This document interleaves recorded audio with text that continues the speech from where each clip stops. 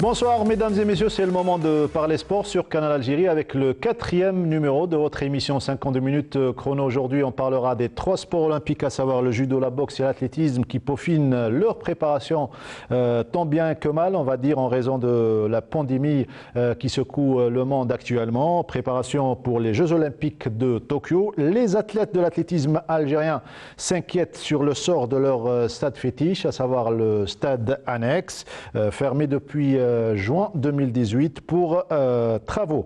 On parlera également handball avec la fédération algérienne qui affiche le programme de la sélection nationale en prévision du mondial de l'Égypte et l'actualité internationale dominée par le bilan de la visite de Thomas Bach, le président du comité olympique international au Japon, lieu des Jeux olympiques. Tout cela avec nos invités, notre consultant maison qu'on retrouve avec grand plaisir. Nordin Hani, bonsoir. Bonsoir Mortal, bonsoir à tous. Donc très heureux aussi de partager avec vous cette émission et très heureux donc de garder le sport, de le garder sous perfusion à une époque où il est complètement absent donc de nos terrains, de nos espaces. Et on va en apprendre un peu plus. Vous avez bien fait de choisir ce terme, hein, ce sport sous perfusion.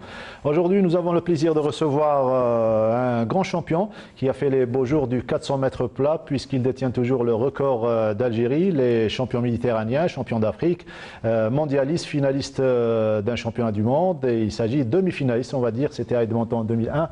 Le plaisir de recevoir Malik Louahla, très grand plaisir que tu sois parmi nous. Merci Mortar, je te remercie de l'invitation et je salue donc Nordin avec Ami Mohamed avec nous. Et je te remercie encore. Voilà, c'est un plaisir que tu sois parmi nous, surtout pour parler de ta discipline chère et à côté de toi, un éducateur et un formateur et également un arbitre, juge-arbitre international qui nous fait le plaisir, un vieux de la vieille, Ami Mohamed Rouzali, c'est un plaisir que tu sois parmi nous.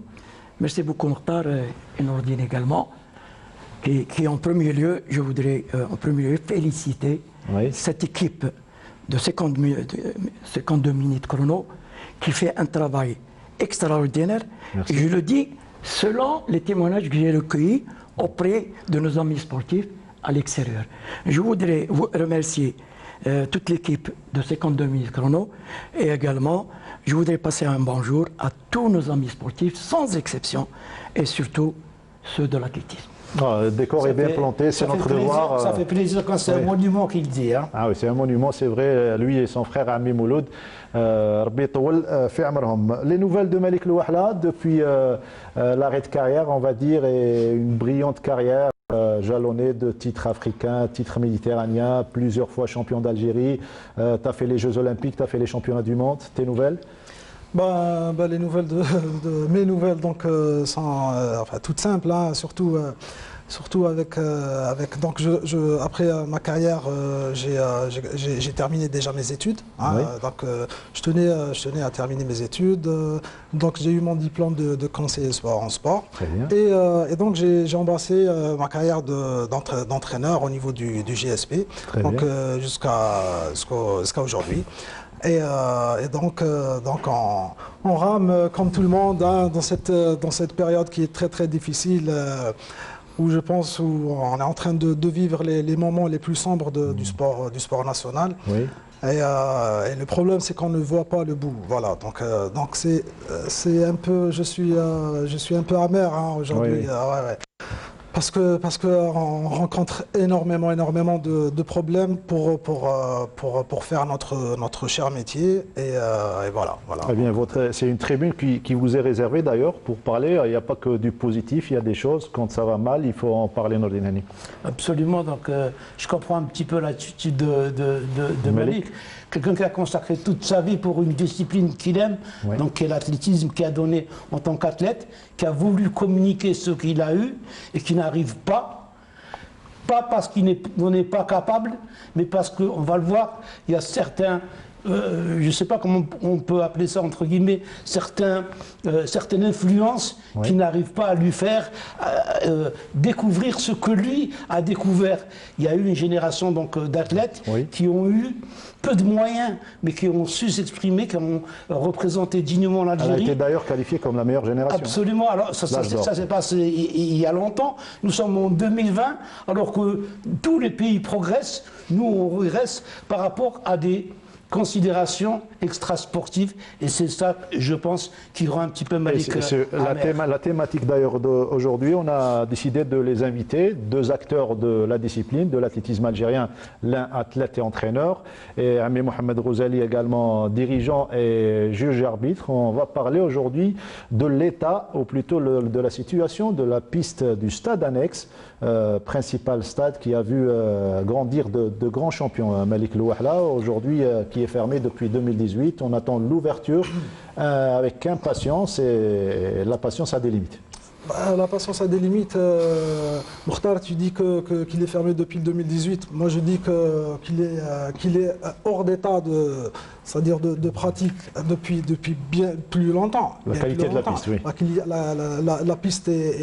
La piste est hors d'usage depuis pratiquement, je vais être un peu plus de 10 ans, où il y a les athlètes souffrent énormément sur l'ancienne piste. De déjà, blessures. était très dur de blessures, de performance aussi.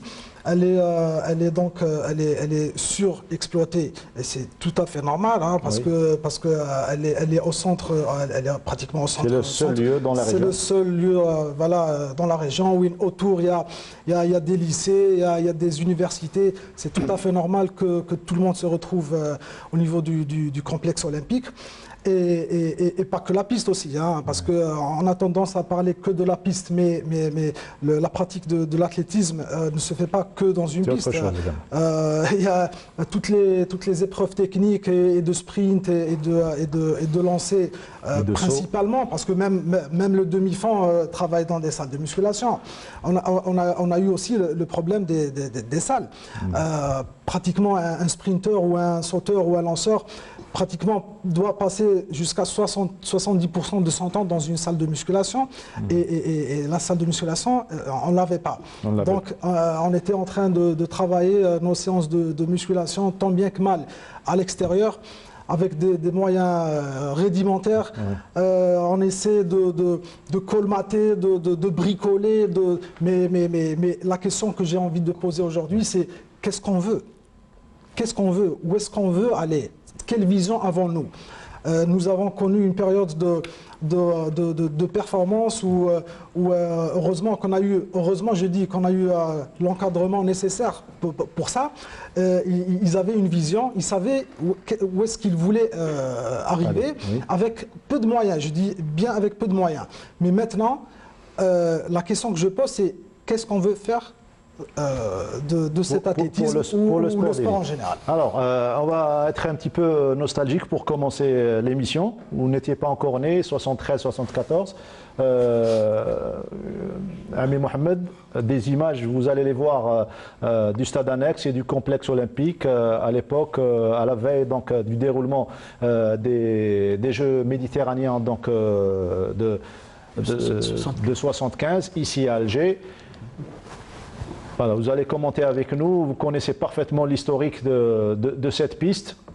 Voilà, c'est aux alentours de la coupole Mohamed Boudiaf, actuellement Mohamed Boudiaf, le stade olympique, la piste, vous la voyez. À l'époque déjà, on avait les moyens pour se préparer et avoir une piste d'athlétisme. Oui. Ami Mohamed. Effectivement, comme le thème principal aujourd'hui, c'est de parler du stade mascotte, comme c'était auparavant dans les années 60, c'était le stade d'Albert, qui était notre stade mascotte.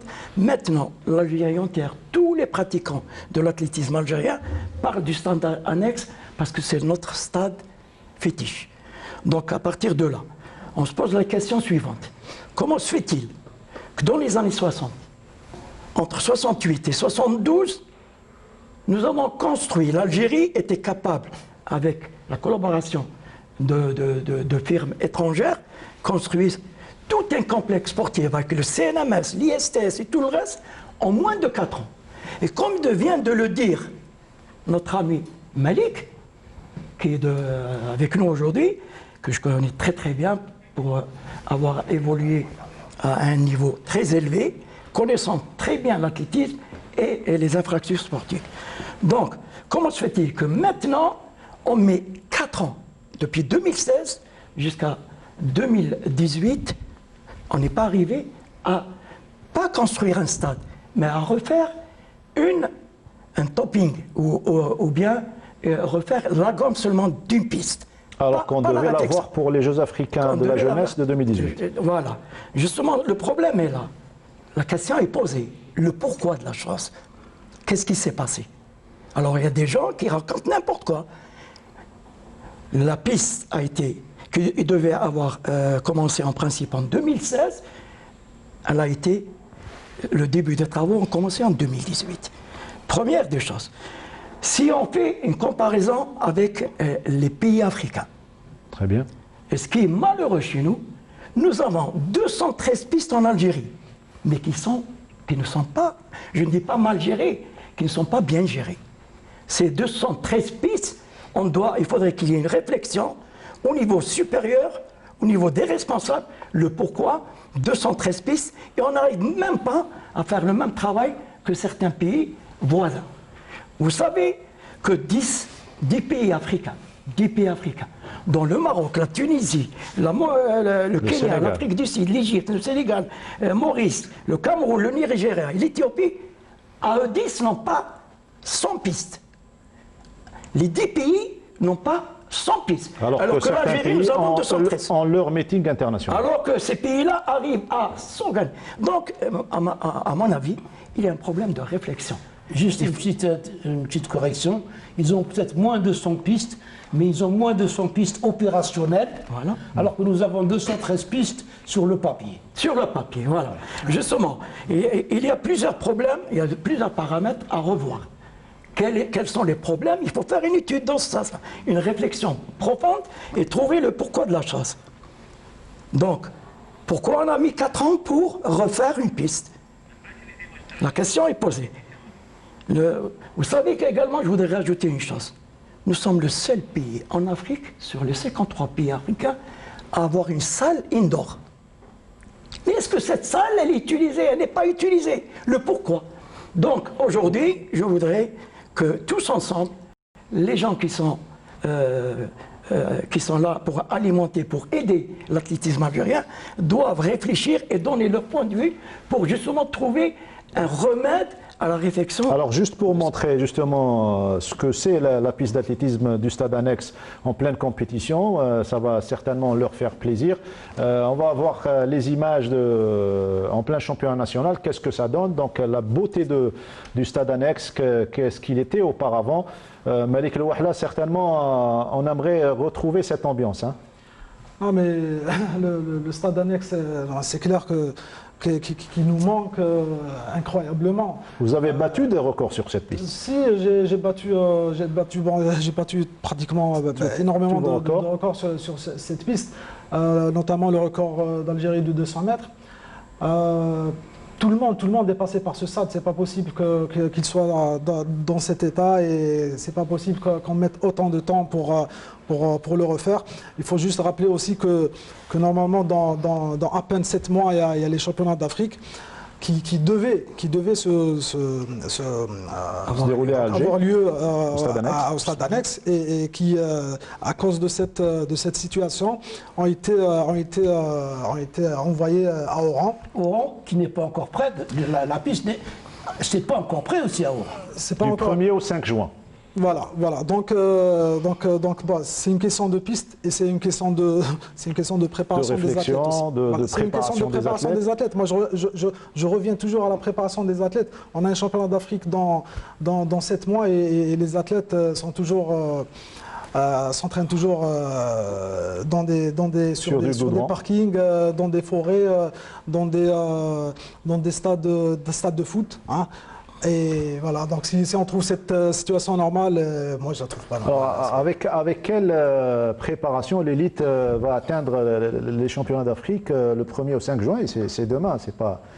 Mais on est dans une période catastrophique. Organiser des championnats d'Afrique pour organiser des championnats d'Afrique, ça ne veut rien dire. Quand on organise des championnats d'Afrique, c'est soit pour gagner en infrastructure sportive, et surtout en résultat. Or là, on ne pourra avoir aucun résultat, puisque les pistes, déjà, l'outil de travail n'est pas prêt. Donc, même si on les a dans un mois, il restera combien? Il ne restera pas longtemps. Avec le retard qu'on a accumulé, ça ne servira à rien. Donc, ça ne va pas être à Alger, ça ne va pas être à Oran. Ça sera peut-être à Tlemcen, comme certains le pensent. Non, la date a été fixée par la fédération algérienne. Ça sera peut-être affecté vers Tlemcen. Parce que juste pour ajouter, donc au niveau des championnats d'Afrique, la dernière fois j'avais discuté avec un technicien en la personne de Azedine Tahi, qui est l'entraîneur de Teleki, le triple sauteur. Donc je l'ai appelé pour savoir comment il s'entraînait, dans quelles conditions. Donc il m'a dit qu'il s'entraînait dans une forêt, voilà, dehors, sans piste, sans salle de musculation. Teleki, c'est un athlète qui normalement devrait être, c'est-à-dire c'est notre pratiquement seul potentiel on va dire de finale. On va être sage, on va dire de finale. De finale dans les prochains jeux ou les prochains championnats du monde. C'est un excellent athlète qui s'entraîne dehors, qui s'entraîne dans une salle de musculation, c'est-à-dire dans un garage. Voilà, donc je lui ai posé la question, il m'a dit qu'au niveau des championnats d'Afrique du mois de juin, il y aura tout le monde qui voudra venir faire les minima des Jeux Olympiques. Donc au niveau des championnats d'Afrique, ça va même pas être, c'est-à-dire il n'y aura même pas, on va dire, un niveau moindre, il y aura tout le monde.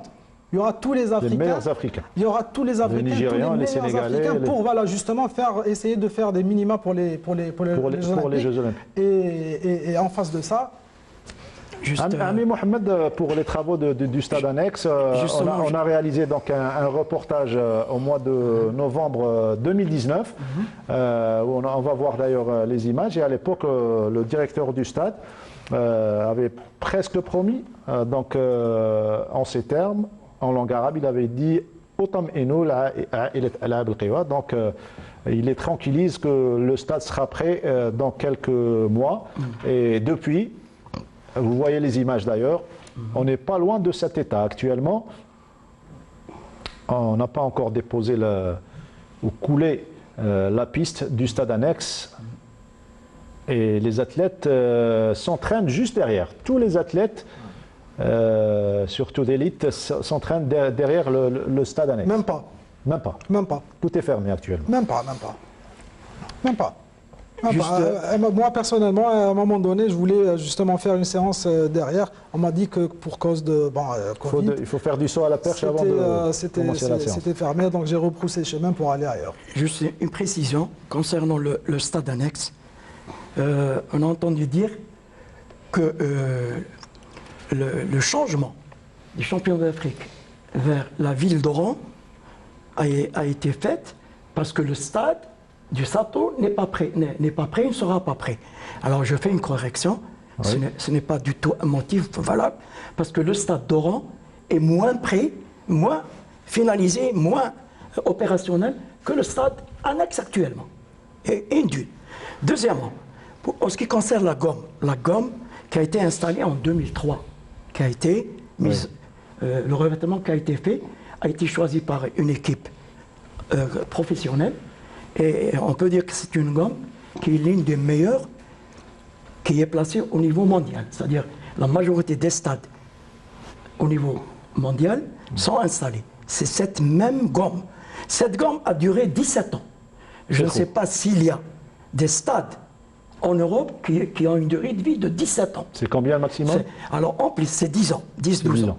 En plus de cela, tout le monde sait que le stade annexe a une charge d'athlètes dépensant, il y a des journées par exemple le mardi. C'est tous les clubs de l'Algérie qui sont... C'est plus de 1000 athlètes qui piétinent ce stade.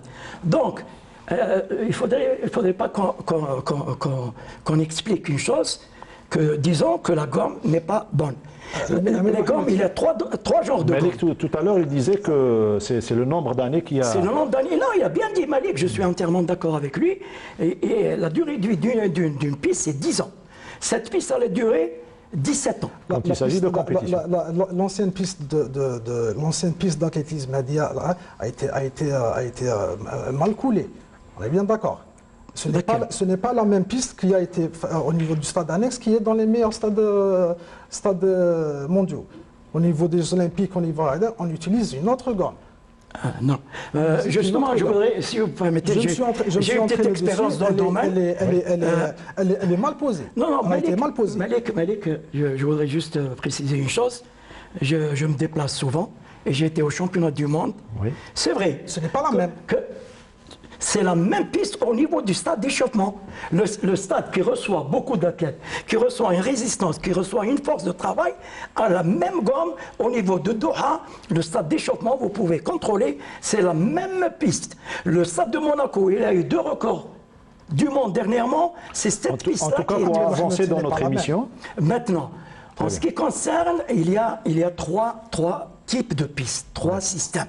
Il y a le système, le Sprite, le SP. Le SP, c'est la gomme la moins chère. Je voudrais la montrer ici. Le SP, c'est la gomme la moins chère qui est utilisée par des pays n'ayant pas les moyens, ou bien par des communes, ou bien par des wilayats qui n'ont pas les moyens des stades municipaux, voilà, ou des écoles. C'est une piste SP, c'est de la gomme noire, et en Sprite, tout simplement, une résine rouge. Voilà, c'est la noire. Et la résine rouge. Nous avons 10 mm. Et celle qui est meilleure de noir. Non, celle qui est Ensuite, nous avons entre les deux, nous avons le système sandwich. Le système sandwich qui est à base de noir. Ensuite, beaucoup de résine, beaucoup de granulés rouges. Très bien. Qui est une résine aussi. Et ensuite, on essaie d'avoir une piste coulée. Il y a le coulé, il y a le collé. Le coulé, il y a un système qui est à bas prix. Je ne voudrais pas donner le prix. C'est juste pour simplifier par rapport aux téléspectateurs, quelle est la meilleure? Donc c'est celle qui est... Celle-là, c'est juste pour avancer, c'est pour les écoles. Deuxièmement, la piste, le système sandwich, où on utilise beaucoup de résine avec beaucoup de gomme. Et la troisième? Celle-là, elle est bonne. Elle est bonne, elle est utilisée au championnat du monde. Elle n'est pas utilisée seulement aux Jeux Olympiques. La troisième que j'ai ici, c'est la collée. La collée. Très bien. La collée, on voit ici, c'est un rouleau qui vient et on essaye de l'installer, de le placer en le collant. Très bien. Et c'est la meilleure. C'est une des meilleures. Très bien. Mais cela dépend dans quelle conjoncture. Et celle qui va être déposée Celle qui va être déposée, c'est l'intermédiaire entre les deux. Très bien, la sandwich. Qui a été déjà utilisée, maintenant elle est utilisée à Monaco, elle est utilisée à Rabat, elle est utilisée à Maurice, elle est utilisée à Doha. C'est une piste. Ça n'explique pas pourquoi on a mis tout ce temps. Alors aujourd'hui, on est en train de parler de retard. C'est une réflexion très rapide. Le choix, c'est une réflexion qui ne demande pas 3 ans quand même. Voilà. Pourquoi, après la réflexion, puisque la réflexion a été faite, pourquoi ça n'a pas été posé? On a une direction du stade olympique, la direction du stade de football Saint-Juillet et la direction de l'annexe sont les mêmes. Oui. Pourquoi le stade de football a été opérationnel, l'équipe nationale a joué dessus, et le Sato n'a pas réussi à démarrer? C'est là le véritable problème.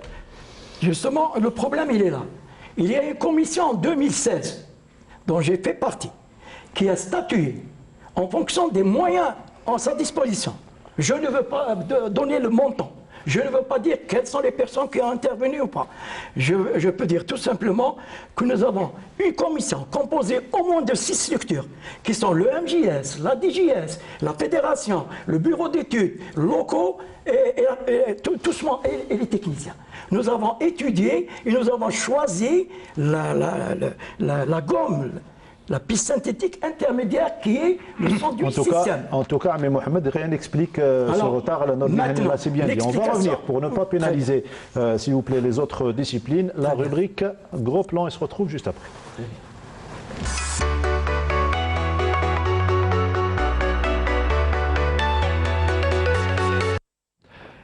Et le gros plan est consacré à 3 disciplines, à commencer par l'équipe nationale de boxe qui se prépare donc pour les Jeux Olympiques de Tokyo, la sélection nationale donc, qui a envie d'arracher d'autres qualifications. Pour le moment, ils sont 7 qualifiés.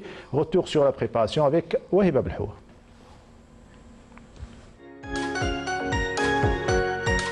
Les boxeurs algériens sont à leur 4e stage de préparation pour les Jeux Olympiques de Tokyo en cette période de pandémie. Un départ est prévu dans 48 heures en Serbie pour continuer la préparation et côtoyer un autre niveau. Et cela concernera 3 boxeurs seulement après la déclaration positive au Covid-19 de Mohamed Flissi et Hamri. Un des 3 boxeurs sera en lice pour décrocher une place au rang des 5 déjà qualifiés, à savoir Ben Chebla Flissi, Bouloudinat Hamri et Younes Lemouchi. إذا كان فيه يعني تربصات منه وجاي وكاين عمل ومثابرة في العمل يعني وتكون عندنا يعني لقاءات على المستوى العالمي يعني للتحضيرات تاعهم على مستوى، ولما لا نقوم بتأشيرة أو تأشيرة إن شاء الله. وإحنا همنا الوحيد أننا دائما نشرفوا الجزائر، وخاصة في الألعاب الأولمبية. هذه الألعاب الأولمبية التأهل الثالث تاعي إن شاء الله. الأولين كان يعني تجربة، إن شاء الله في هذه الثالثة يقولوا الثالثة ثابتة إن شاء الله، وتكون نتيجة بإذن الله. التأهل تاعي كان مفاجأة، ولكن أني أمنت بها باللي راني متأهل وقاعد نخدم تما بقدم وساق كما يقولوا. إن شاء الله التحضيرات اللي رانا فيها كما قال البرنامج اللي قايمين به المدربين رانا راضيين عليه لحد الآن، مازال مخصصين شوية برك في الاحتكاك مع الملاكمين العالميين. La crise sanitaire mondiale qui a ravagé toute la population a changé les habitudes des athlètes dans le monde. Les boxeurs algériens qui ont passé beaucoup de temps à l'arrêt doubleront les efforts pour le tournoi qualificatif qu'organisera la France en juin prochain. باش نحققوا نتيجة، إنسان يتعب باش ينال. إلا كان التعب تاعنا كله وما نالوش يعني إن شاء الله يا واش قلت لك يعطونا لي مويان والحاجة اللي نسحقوها احنا كمدربين للملاكمين تاعنا باش يكونوا في المستوى تاعهم. الدورة فرنسا راح تكون يعني بقوة على خاطر سي اون دوزيام شانس، دونك الناس كاع تشوف لا شانس هذيك لبا يلتحق بالاولمبياد. موا جوان عندنا كاليفيكاسيون في فرنسا، ان شاء الله نكونوا واجدين ونحققوا التأهل ان شاء الله باش نرفعوا الراي في المحافل في الالعاب الاولمبيه. La boxe est la première discipline à avoir honoré le sport algérien aux Jeux Olympiques depuis la médaille de bronze de Moussa à Los Angeles en 1984. La boxe algérienne est multiprésente. Les boxeurs qualifiés auront la tâche de lancer le défi et revenir sur la scène. Tout se passe bien pour la sélection masculine. Par contre, 6 membres de la sélection féminine, dont 3 boxeuses, ont été testés positifs au Covid-19. C'est ce qu'on a appris hier dimanche de la Fédération algérienne de boxe. Il s'agit de Romaïssa Boualam et Imen Khalif, toutes les deux qualifiées pour les Jeux Olympiques de Tokyo. Ishraq Shaïb et Khaled Harima, entraîneur. Makhlouf Brahim, entraîneur. Kinésithérapeute. Il faut savoir que la sélection devait entamer le stage au complexe Veltes de Cheraga à partir de ce 25. On reste avec les sports olympiques pour parler cette fois-ci d'athlétisme et plus spécialement de cross-country. Toutes les spécialités ont rejoint le centre de préparation de Tikjda pour une préparation physique générale. Sid Ahmed Bouraïeb s'est déplacé jeudi et il est revenu avec ce reportage.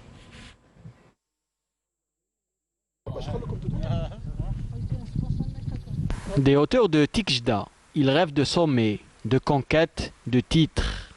Comme tous les athlètes à travers la planète, les coureurs de l'équipe nationale ont été frappés par la pandémie de coronavirus. Mais à l'approche des compétitions, ils remettent les baskets et enjambent la piste.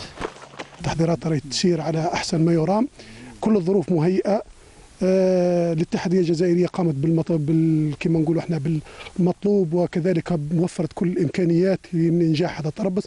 كذلك بالمناسبة نشكر كذلك عمال المركز تكجدا على توفيرهم وكذلك لحسن الاستقبال تاعهم وتوفير كل الامكانيات. Le stage ici à Tikjda se déroule dans les bonnes conditions. On respecte les consignes de sécurité. Inch'Allah, le stage continuera comme ça et finira les athlètes dans bonne santé. Pour Inch'Allah, il y aura d'autres stages.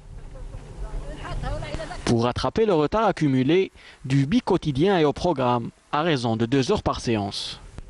عندنا 12 حصه تدريبيه 12 سيونس دونترينمون بار سومان، وهذا الحجم التدريبي معناها كما نقولوا احنا شويه لا شارج على لي زاتليت، في ديبي سيزون انه يكون لا شارج دونترينمون. بالنسبه كما نقولوا احنا التدريب تيسير على احسن ما يرام. Les athlètes étant satisfaits des moyens mis à leur disposition ne lésinent pas sur les efforts et se donnent à fond pour représenter haut et fort les couleurs nationales. حلم كل رياضي يتأهل الألعاب الأولمبية، ونتمنى إن شاء الله يعني باش يتأهلوا عدد كبير من الرياضيين الزملاء تاعي، وإن شاء الله يعني نبذلوا مجهودات يعني باش نشرفوا الراية الوطنية يعني في المحافل الدولية أو الألعاب الأولمبية. ورانا يعني الحمد لله يعني رانا في لياقة جيدة ونكملوا التدريب يعني هنا يعني منتظم، وإن شاء الله نوصلوا. إن شاء الله نكونوا إن شاء الله في حسن الظن، وإن شاء الله يبعد على لي زاتليت تاعنا اللي بليسير باش نكونوا ان شاء الله في المستوى ونكونوا ان شاء الله حاضرين لهذه المختلف التجمعات والمختلف المنافسات الدوليه. En pleine recrudescence des cas de contamination à la Covid-19, il lance un message aux téléspectateurs.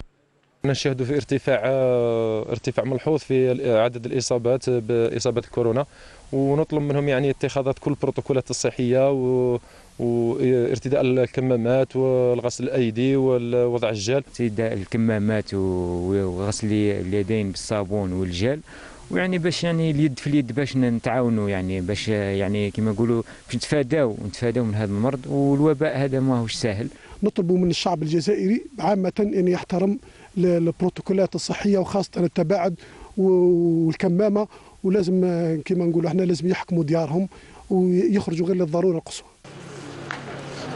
À rappeler que les championnats d'Afrique et les Jeux olympiques sont les prochains grands événements inscrits au calendrier. L'équipe nationale et la sélection nationale militaire qui se préparent conjointement au Centre national de préparation à Tikjda. On vient d'écouter Bilal Tabtip, spécialiste de 3000 mètres steeple, lui qui est qualifié pour les Jeux. Inch'Allah, il fera sensation, au moins atteindre une finale. Ça ne sera pas facile avec l'armada kenyane et éthiopienne. Voilà pour l'athlétisme. On passe au handball. Le handball, très prochainement, au mois de janvier, il y aura un championnat du monde au Caire, avec l'équipe nationale qui va revenir au championnat du monde. Nordine Hani, préparation qui était écourtée dernièrement suite à la pandémie, donc qui a touché 5 joueurs, ou 3 joueurs et 2 du staff. Donc cette fois-ci, tout va reprendre plus normalement du monde, tout en respectant les mesures barrières, bien évidemment. Une préparation, donc, on va dire, un retour mérité pour les Verts dans ce championnat du monde. Bah, écoutez, le handball reste la discipline omnisport qui a le plus donné à l'Algérie, donc il faut donc qu'elle reprenne. C'est vrai qu'il y a eu ce problème de Covid qui a annulé le 3e stage. Le plus important, ce n'est pas uniquement les stages de l'équipe nationale, et ça concerne tout le sport algérien, c'est l'absence. C'est qu'il n'y a pas de championnat. Donc tous nos joueurs sont issus du championnat national, et le championnat n'a pas repris, et c'est dommage qu'il n'ait pas repris ce championnat. Il y a un championnat de foot qui reprend la semaine prochaine, il y a un championnat de handball dont le président lui-même qui est avec nous, qui va nous le dire, qui ne peut même pas décider. Donc on a avec nous, donc, je pense, M. Habib Laban. Donc président, bonsoir. Bonsoir Nordine, bonsoir Mokhtar, bonsoir à vos invités, tous les téléspectateurs qui suivent Canal Algérie. Bonsoir Habib. Tout d'abord, donc, on est content que vous allez mieux. On a appris que vous étiez un petit peu malade. Ça reprend. J'espère que le handball va reprendre lui également. Donc on va commencer par l'équipe nationale. Donc c'est vrai qu'il y a eu donc ce problème de Covid, cet arrêt de stage, mais je pense qu'à partir de décembre, ça va reprendre pour l'équipe nationale. Oui, bien sûr. Bon, comme tout le monde le sait, la préparation a commencé au mois de septembre parce que c'était la date qui a été donnée pour la réouverture des salles. Donc après 2 stages, le 3e qu'on avait commencé après 2 jours, il y a eu des cas de Covid touchait des athlètes et aussi même le staff technique. Donc on était obligé, en application du protocole sanitaire, d'arrêter le stage. C'était prévu qu'on parte en Tunisie pour faire un stage et 2 matchs de préparation. En raison de cette pandémie aussi, on a raté ce stage et les 2 matchs. Et bien sûr, on se prépare actuellement pour reprendre la préparation à partir du 2 décembre ici à Alger. Puis il y aura la suite de la préparation, Pologne et Bahreïn avant le championnat du monde. Donc c'est en bonne voie. L'équipe nationale, donc en principe du Bahreïn, s'envolera vers l'Égypte pour défendre donc son renouveau, si on veut, hein, parce que c'est un renouveau après son titre, donc sa médaille de bronze au dernier championnat d'Afrique. Donc c'est un renouveau que vous espérez pour le handball algérien. Oui, bien sûr, c'est l'espoir et le vœu de tous les handballeurs algériens.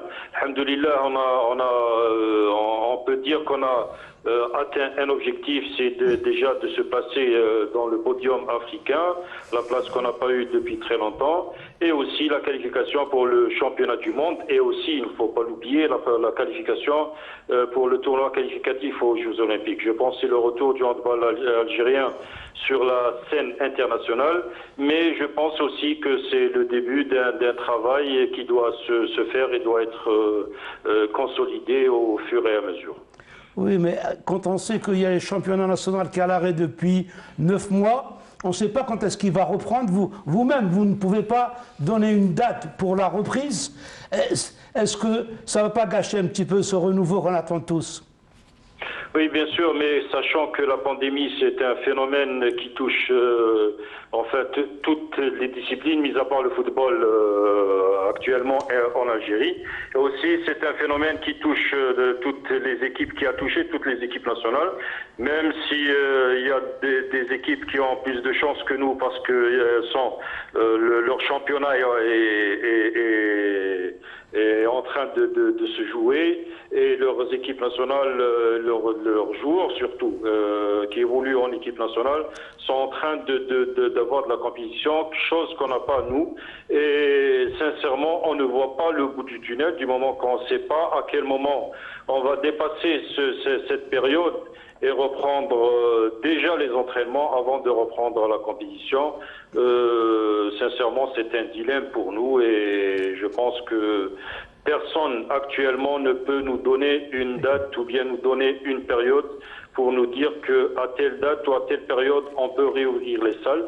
Parce que, au fait, ça ne dépend ni de nous, ni du ministère de la Jeunesse et des Sports, ni des autorités algériennes, parce que c'est la gestion de la pandémie qui dit ça. Et je pense que bon, on est en train d'attendre les décisions. Juste une dernière question, donc, M. Habib Laban. Vous avez dit, mis à part le football, ce mis à part ne vous dérange pas?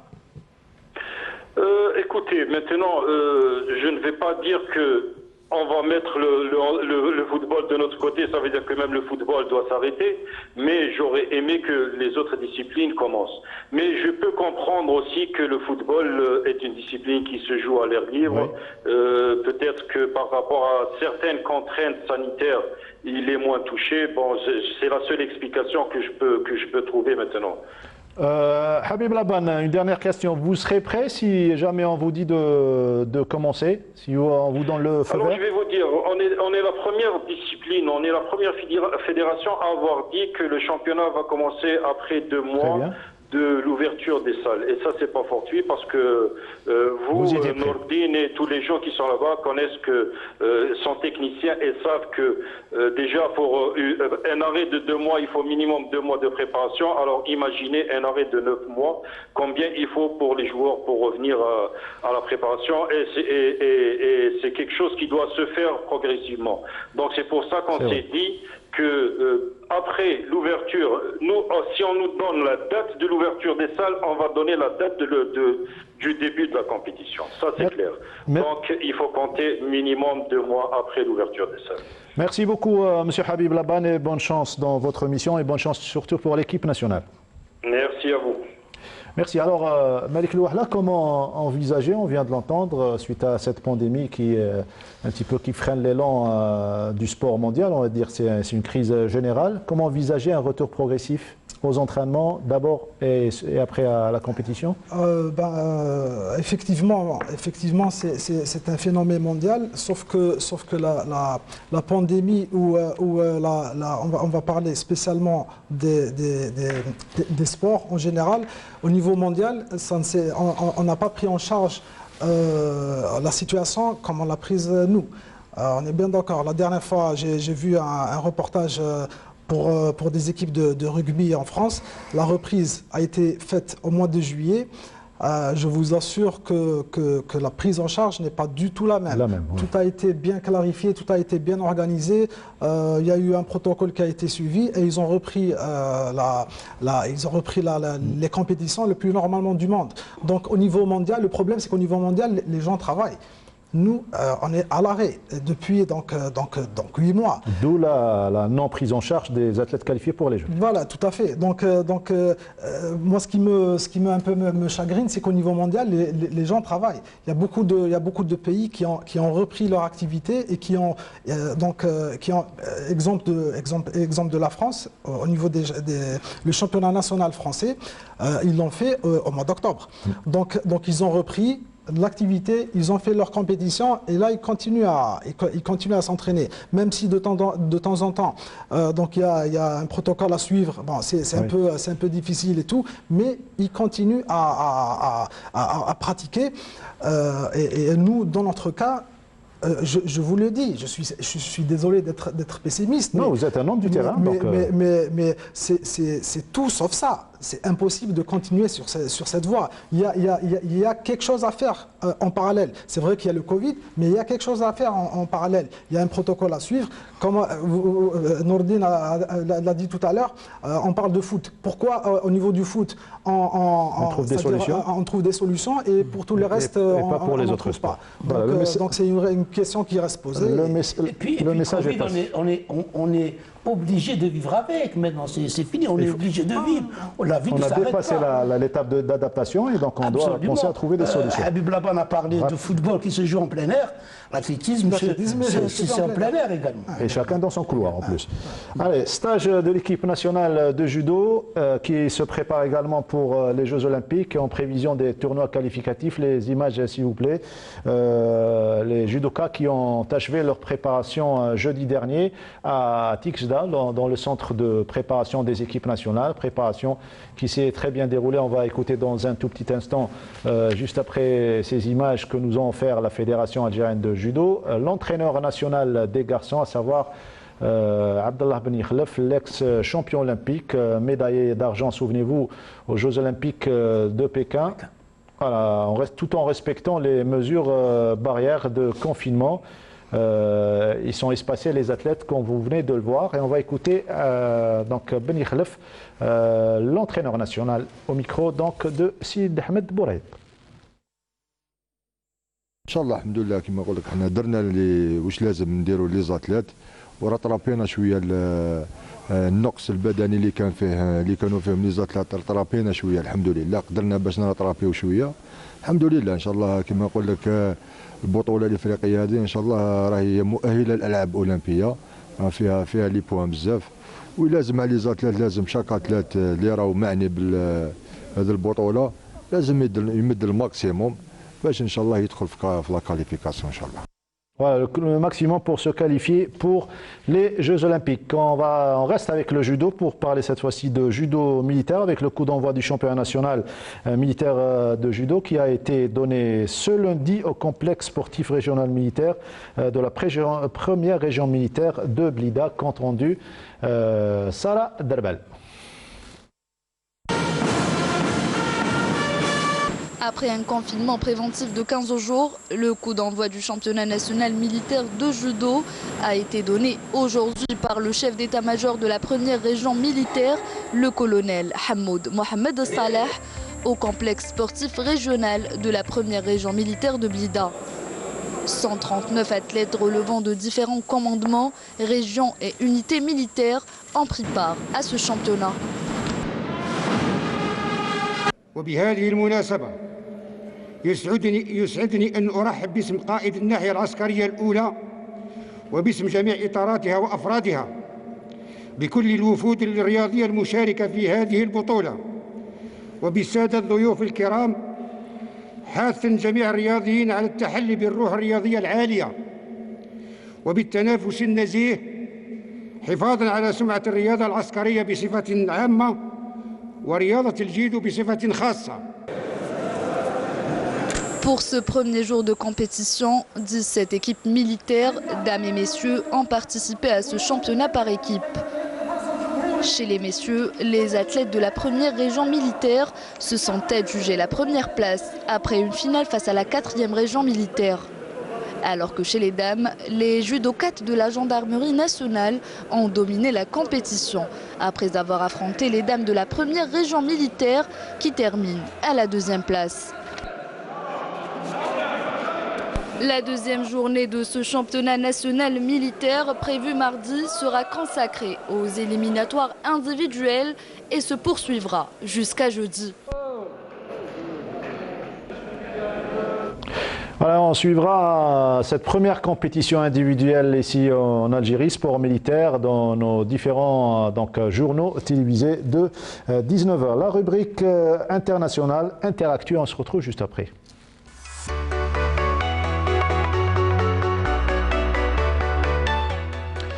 Et c'est Ahmed Bouraïb, notre spécialiste en la matière, qui nous a choisi tout d'abord de revenir sur la visite, surtout la visite du président du comité olympique international, Thomas Bach, à Tokyo, où il s'est réjoui un petit peu des préparatifs des Japonais. Pour la première fois depuis février dernier, le président du comité international olympique s'est rendu à Tokyo. Une visite de 3 jours où il a nettement réaffirmé l'engagement total de tous les partenaires à livrer des Jeux olympiques et paralympiques adaptés à un monde post-Covid. Il a également rencontré pour la première fois le nouveau Premier ministre japonais. Ce dernier a réaffirmé au président Thomas Bach que son gouvernement était déterminé à garantir le succès et la sécurité des Jeux de Tokyo l'été prochain, comme preuve que l'humanité aura su vaincre le virus. Thomas Bach a ensuite assisté à la revue de projet organisée au siège du comité d'organisation de Tokyo 2020. Le séjour du président du CIO à Tokyo s'est poursuivi par une visite de l'impressionnant village olympique situé au bord de l'eau, lequel est conçu pour accueillir plus de 9000 athlètes et jusqu'à 17 000 résidents au total. Et le magnifique stade olympique où le président du CIO a eu le plaisir de fouler la piste de course. Thomas Bach s'est rendu au musée olympique japonais, où il a remis à l'ancien Premier ministre Shinzo Abe l'ordre olympique en or. Il a tenu à saluer l'attachement d'Abe au mouvement olympique. Il n'est pas exagéré de dire que grâce à votre foi inébranlable dans le pouvoir du sport, vous avez noué des liens d'amitié privilégiés avec la communauté olympique, lui a-t-il lancé. Suspendu depuis le printemps en raison de la crise sanitaire liée au Covid-19, la candidature du Queensland à l'organisation des Jeux olympiques 2032 pourrait revenir dans la course après l'entrevue ayant eu lieu entre le président du comité international olympique et le premier ministre australien Scott Morrison. Ce dernier a réaffirmé à Thomas Bach son soutien vis-à-vis du projet conçu autour de Brisbane et d'une dizaine d'autres villes du deuxième plus vaste État australien, fort de plus de 5 millions d'habitants. Une candidature qui sera en concurrence avec notamment l'Allemagne et le Qatar.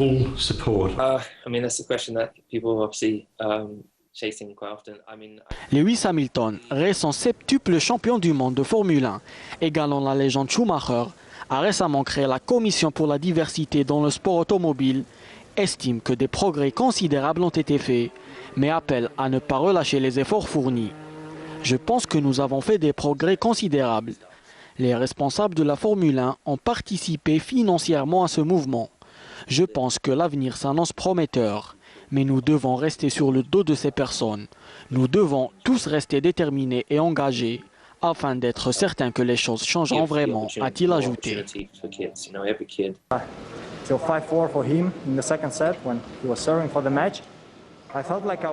Vainqueur à Bercy il y a 2 semaines, Daniil Medvedev frappe encore plus fort en décrochant l'ATP Masters, en s'imposant en finale face à l'Autrichien Dominic Thiem, 4-6, 7-6, 6-4, en 2h42 minutes.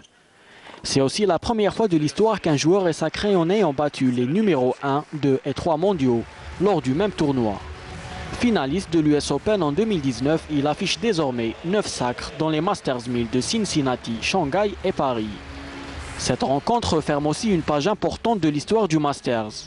En effet, c'était la dernière édition du tournoi à Londres, où il était installé depuis 2009. Il se tiendra à Turin, en Italie, à partir de 2021, et ce jusqu'en 2025. Heureusement qu'on a les images du sport international pour voir que le sport existe toujours. On attend avec impatience le retour de la compétition ici en Algérie. Ce n'est pas pour demain. Malheureusement, on est obligé de suivre et s'adapter à cette pandémie mondiale et trouver des solutions pour relancer le sport ici en Algérie. Et on attend également la réouverture du stade annexe, là où sont passés plusieurs champions, dont Malik Louahla qui est avec nous. Nous avons également Mohamed Rouzali qui est juge arbitre international. À l'instant, vous étiez en train de parler comment envisager un retour à la compétition, Malik Louahla. Mais là, de notre côté, les médias, on est en train de faire le maximum pour pousser un petit peu les choses et surtout provoquer ce déclic, puisqu'il s'agit réellement de déclic, puisqu'on est à l'arrêt. On n'arrive pas à trouver des explications à cet arrêt qui dure plus que de 3 ans. Presque 3 ans en fait. C'est ça exactement la problématique. Ça ne dépend ni des médias ni des techniciens. Donc décision, les centres de décision ne sont pas à notre niveau. Nous, tout ce qu'on peut faire, c'est alerter, c'est expliquer c'est-à-dire que cette phase sera vraiment très préjudiciable pour la suite des carrières de tous les athlètes. Pour les 10 années à venir. Voilà, parce que c'est un retard considérable que nous sommes en train d'accumuler et pour le récupérer, ça ne va pas être évident. Et donc, surtout on n'a toujours pas de c'est-à-dire c'est le flou total, on n'a pas de vision, on n'a pas de... Rien à l'horizon. Voilà, donc... Amé Mohamed ? Exactement. Comment faire pousser sur toutes les choses pour rebondir un peu sur la question qui a été posée tout à l'heure et concernant pourquoi tout ce retard cumulé pour l'ouverture d'une piste qui ne demandait pas un travail de plus d'un trimestre, maximum un trimestre. Je peux dire maintenant, je peux vous donner le motif exact. Il y a eu 3 commissions, 3 avis d'appel d'or pour lancer la piste. Et à chaque fois, il y a eu rejet, ou bien il y a eu retard, ou il y a eu à chaque fois un blocage. N'oubliez pas que pendant la période 2016-2018, il y a eu des changements de ministres. Et c'est à cause de ces changements de ministres, il y a des personnes qui avaient profité de la situation pour justement se placer. Et ce sont ces personnes-là qui nous ont bloqués. Je le dis en toute franchise. C'est la seule raison. Malik ici présent, comme tous les utilisateurs, tous nos amis utilisateurs, qu'ils soient dirigeants, entraîneurs, arbitres ou athlètes, veulent une ouverture rapide de cette piste. Donc, pour nous, après intervention auprès de la tutelle et des responsables, il est demandé de... C'est donc des conflits d'intérêts. C'est des conflits d'intérêts. Les gens cherchent à placer qui ils veulent. Je le dis en toute franchise et je n'ai aucun ennemi et je n'ai aucune personne visée. Je dis tout simplement, si nous avons mis ce retard, c'est parce qu'à chaque fois, il y avait des personnes qui intervenaient directement avec la tutelle pour bloquer les opérations à réaliser. Donc, selon vous, il faut changer les mentalités pour avancer dans n'importe quel projet. Il y a un problème de coordination, de communication entre nous tous. Vous le reconnaissez. Mon fils, Malik, il est présent. Et tous les entraîneurs sont d'accord parce qu'ils avaient un autre aperçu sur le motif. Maintenant, ils ont une vision parfaite. Il y a eu un blocage de certaines personnes. Selon vous, ça va se débloquer ? Ça va se débloquer selon vous ? Eh bien, ça va se débloquer. D'après l'information que j'ai eue hier à 18h, la tutelle, les responsables, que je félicite aujourd'hui, ont pris l'opération en main et ils ont décidé de placer la gomme qui est reconnue par l'IAF. Ça, c'est une bonne nouvelle donc pour l'athlétisme algérien. Quoique Malik Louahla attend la réalisation et les... Mais puisque vous avez parlé plusieurs fois de blocage, est-ce qu'il ne peut pas y avoir de blocage à l'avenir ? N'ont pas intérêt. Le problème, il est là. Il y a déjà eu des décisions qui ont été prises, il y a eu des blocages. Il y a eu une dernière décision qui a été prise. Il faut situer les responsabilités maintenant. Les responsabilités sont déjà connues par tous les responsables du ministère de la Jeunesse et des Sports, ou les autres responsables sont au courant de ce qui se passe. Maintenant, ils ont bien compris la situation, ces responsables, et je les félicite maintenant d'avoir pris une décision sage d'attaquer la piste, parce que nos athlètes, si vous posez la question à nos athlètes, tous nos athlètes et tous nos entraîneurs, peut-être qu'il y en a un ou deux sur une vingtaine qui ne sont pas d'accord avec ce qui est proposé, eh ben, je vous le dis, nos athlètes demandent urgence de placer cette piste. Si la possibilité de couler cette piste dans les 15 jours, eh ben, elle doit être coulée dans les 15 jours. Voilà. J'espère que juste que tout le temps qu'on a passé, c'est-à-dire tout ce temps qu'on a, la patience qu'on a, c'est-à-dire toute cette patience, j'espère qu'au moins le travail sera bien fait. C'est là le problème aussi. On espère qu'au moins on aura un produit de qualité. C'est un autre problème aussi. Donc ce n'est pas juste de mettre la piste juste pour mettre la piste. Il faut que la piste aussi soit aux normes internationales pour la performance. Pour la compétition et l'entraînement. Et l'entraînement. Alors rapidement, des messages avant de terminer, des messages de sensibilisation par rapport à cette période de pandémie. On se retrouve juste après des messages des athlètes algériens. السلام عليكم ورحمة الله تعالى وبركاته. معكم العداء والبطل العالمي فؤاد بقا. أقول أحبتي الكرام، بعد هذه الموجة الثانية التي حلت ببلادنا وأصبحت الإصابات بجائحة كورونا تفوق 1000 إصابة، أتمنى أن تكونوا مسؤولين ومراعين لأساليب الوقاية والعلاج من هذا المرض الخبيث، وهي عدم التجمع والابتعاد عن الغير ووضع الكمامات، خاصة الكمامات. من فضلكم إن شاء الله ستكونون واعيون وأن تنقص هذه الإصابات في الأيام القليلة المقبلة إن شاء الله. السلام عليكم. Suite à la propagation du coronavirus et l'évolution du nombre de cas et de contaminations, je me permets de vous faire cette vidéo en vous rappelant d'appliquer les mesures d'hygiène et la protection essentielle qui constituent une barrière efficace contre la propagation et le risque de contracter le virus du Covid-19. Voilà, c'est toujours essentiel de rappeler les mesures barrières pour contrer cette maladie qui fait des ravages. Malik, on va terminer par un message, bien évidemment, à la famille de l'athlétisme, mais surtout aux décideurs, hein, faut toujours rappeler. Cet appel, je le réitère, hein, parce que j'ai déjà écrit une lettre ouverte au mois d'août. Justement par rapport à ça, et donc on le réitère, on espère une ouverture très prochaine des installations sportives et bien sûr avec le respect d'un protocole sanitaire par rapport au Covid-19, c'est tout à fait normal, mais il faut qu'une solution soit trouvée. Sinon, l'avenir sera encore plus sombre qu'il n'est. Et c'est la mort du sport. Je voudrais juste lancer un petit message rapidement parce qu'on doit rendre l'antenne par rapport au JT. Comme vient de le dire Malik, notre ami Malik, nous sommes entièrement d'accord pour qu'il y ait une piste en bonne et due forme réglementaire. Et je voudrais signaler qu'il va y avoir un spécialiste venant d'Allemagne pour justement mettre en place cette piste. Très bien. N'oublions pas que cette personne qui va venir avec un certificat certifiant que cette gomme est bonne et qu'elle sera mise en place. Mohamed, rapidement, en 10 secondes. Ce compte de chrono sera là bientôt, soit pour parler de cette nouvelle piste qu'on présentera, soit pour revenir encore pour voir qu'est-ce qui bloque cette piste. En tout cas, on est là pour suivre cette affaire et très prochainement, on réalisera un reportage. Merci Nordinani, merci Malik. Le bonjour à toute la famille, notamment Ami Mohamed, le papa, et prompt rétablissement à la maman. Ami Mohamed, donc merci beaucoup d'avoir été parmi nous aujourd'hui. C'est moi qui vous remercie. Et à la prochaine. Et à la prochaine. Merci beaucoup. Quant à nous, nous avons un message de félicitations adressé à notre ami Saïd Fellek, notre collègue spécialiste de football, suite à la naissance d'un poupon qui a pour prénom Aris. Félicitations à toute la famille, à la belle famille, et prompt rétablissement à la maman. Voilà, à lundi prochain. Merci à toute l'équipe qui nous a accompagnés aujourd'hui, aux journalistes, à Amal Ben Batouche et à Youssef Issad. À lundi prochain.